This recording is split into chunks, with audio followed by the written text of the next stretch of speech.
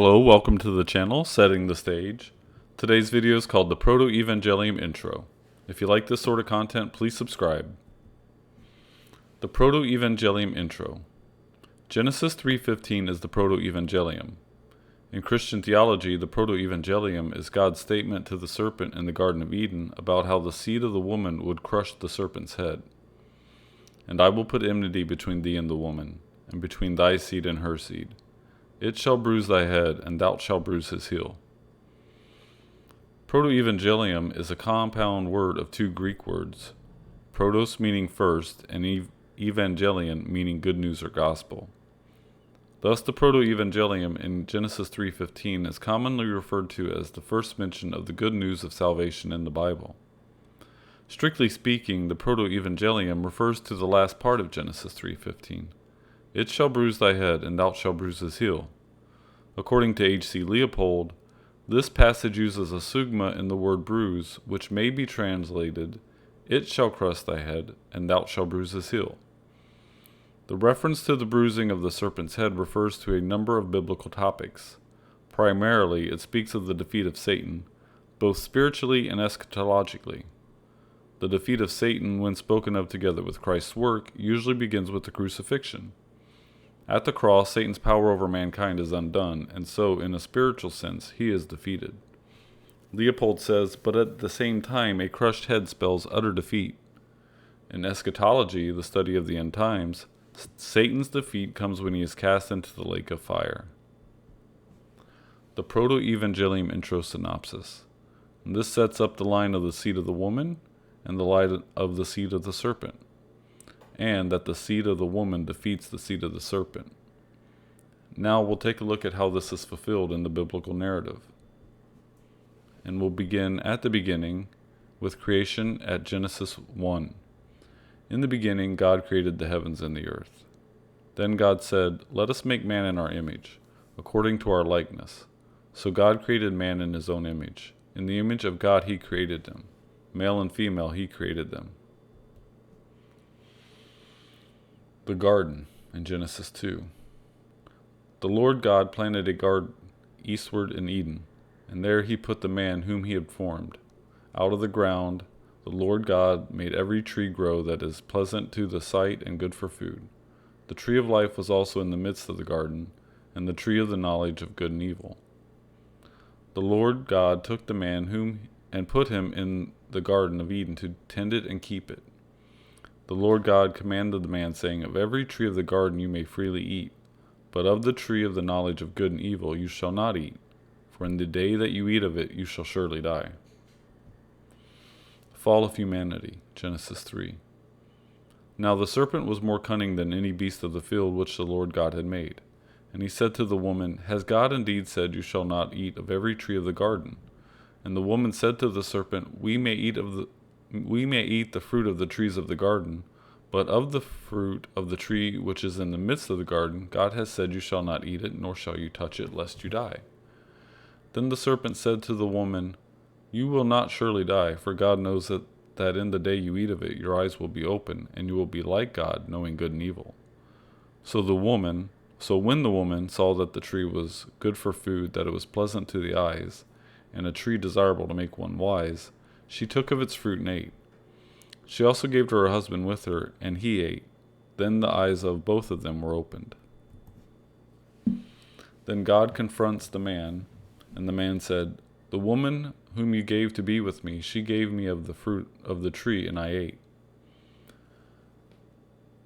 The Lord God said to the woman, what is this you have done? And the woman said, the serpent deceived me, and I ate. So the Lord God said to the serpent, I will put enmity between you and the woman, and between your seed and her seed. He shall bruise your head, and you shall bruise his heel. And to the woman he said, I will greatly multiply your sorrow and your conception. In pain you shall bring forth children. So as we saw that the woman was the first to listen to the serpent and eat of the fruit, and the first to bring about the fall of humanity, she'll bring the Redeemer, but she will through suffering, through pain of labor. And then the banishment from the garden and the tree of life. Then the Lord God said, behold, man has become like one of us, to know good and evil. And now, lest he put out his hand and take of the tree of life also, and eat and live forever. Therefore the Lord God sent him out of the Garden of Eden to till the ground from which he was taken. So he drove out the man, and he placed cherubim at the east of the Garden of Eden, and a flaming sword which could turn every way to guard the way to the tree of life. And then in Genesis 4, we see the first children of Adam and Eve, Cain and Abel. And it says, Now Adam knew Eve his wife, and she conceived and bore Cain, and said, I have acquired a man from the Lord. Then she bore again, this time his brother Abel. And Cain rose up against Abel his brother and killed him. So we can see the tension of these two lines, the seed of the woman and the seed of the serpent, playing out with the first two brothers in the first murder, which leads to the God-appointed seed of Seth. It says, And Adam knew his wife again, and she bore a son and named him Seth, for God has appointed another seed for me instead of Abel, whom Cain killed. So we get the God-appointed seed of Seth. And then this line goes from Seth to Noah and Noah's sons in Genesis 5. And then in Genesis 6, we see the Nephilim.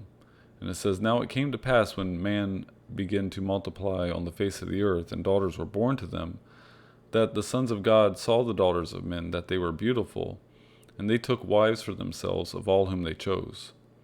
And there were giants on the earth in those days. And also afterward, when the sons of God came into the daughters of men, and they bore children to them. Those were the mighty men of old, the men of renown. And then we see the destruction of humanity. The Lord saw the wickedness of man was great in the earth, and that every intent of the thoughts of his heart was only evil continually. And the Lord was sorry that he had made man on the earth, and he was grieved in his heart.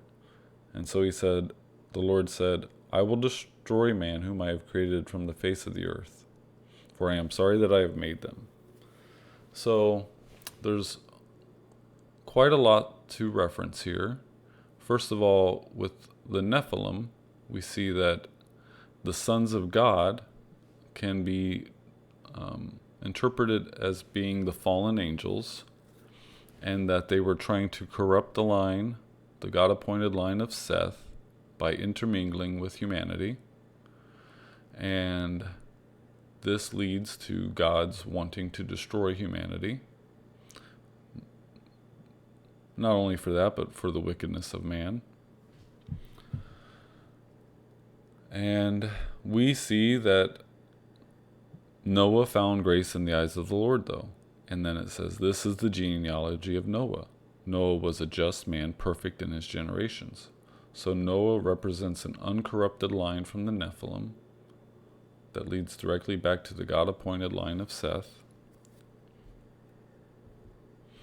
And it says, the sons of Noah who went into the ark with him were Shem, Ham, and Japheth. These three sons were the sons of Noah, and from these the whole earth was populated. So we can see that the flood leads to a restoration of the line and a cleansing of the intermingling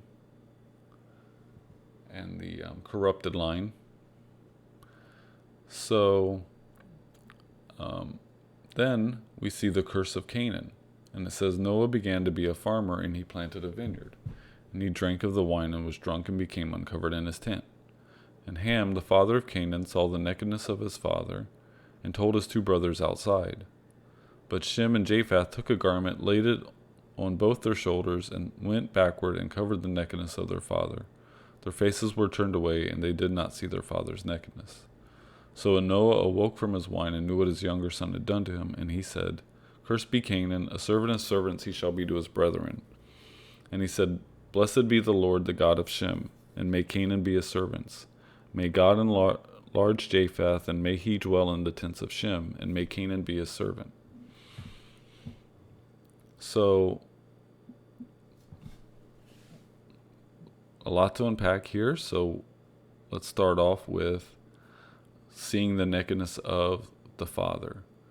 And this is often used as a euphemism to see the nakedness of a man was to know his wife sexually.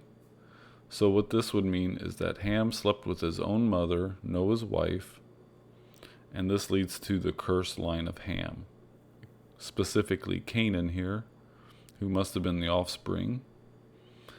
And then also it leads to the blessed line of Shem, and that it says also that may God enlarge Japheth, the other brother, and may he dwell in the tents of Shem. So Shem and Japheth become one household. So what this leads to is the cursed line of Ham and the blessed line of Shem. So to recap, the seed of the woman defeats the seed of the serpent. The seed of the woman is represented by the blessed line of Shem, and the seed of the serpent is represented by the cursed line of Ham. Okay, and then in future videos, we're going to follow the rest of the biblical narrative and see where the seed of the serpent leads to and the seed of the woman leads to. Please look forward to those future videos. Thanks for watching and have a nice day.